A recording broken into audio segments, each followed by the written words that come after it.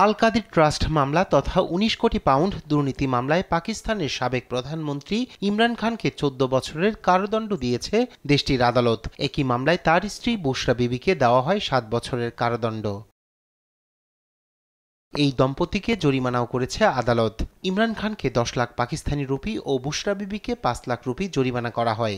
অনাদায়ে তাদের ভোগ করতে হবে যথাক্রমে ৬ মাস ও ৩ মাসের অতিরিক্ত কারাদণ্ড।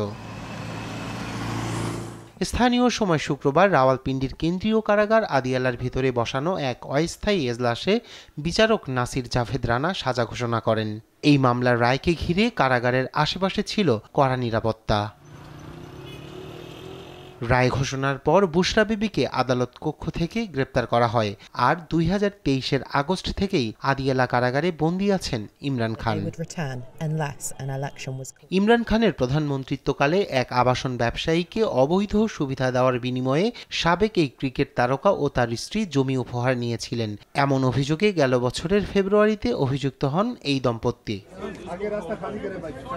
শুক্রবার রায়ের পর প্রতিক্রিয়া জানিয়েছে ইমরানের রাজনৈতিক দল তেহরিকে ইনসাফ পাকিস্তান পিটিআই। তারা জানায় বিস্তারিত রায়ের জন্য অপেক্ষা করছে পিটিআই। এ রায়কে রাজনৈতিক প্রতিহিংসার ফল হিসেবে দেখছে তার দল।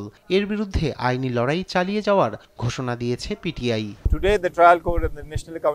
আজ ট্রায়াল কোর্ট এবং জাতীয় জবাবদিহি ব্যুরো ইমরান খানকে দোষী সাব্যস্ত করেছে এবং তাকে ১৪ বছরের কারাদণ্ড দিয়েছে। ইমরান খানের স্ত্রীকেও দোষী সাব্যস্ত করে ৭ বছরের কারাদণ্ডে দণ্ডিত করেছেন।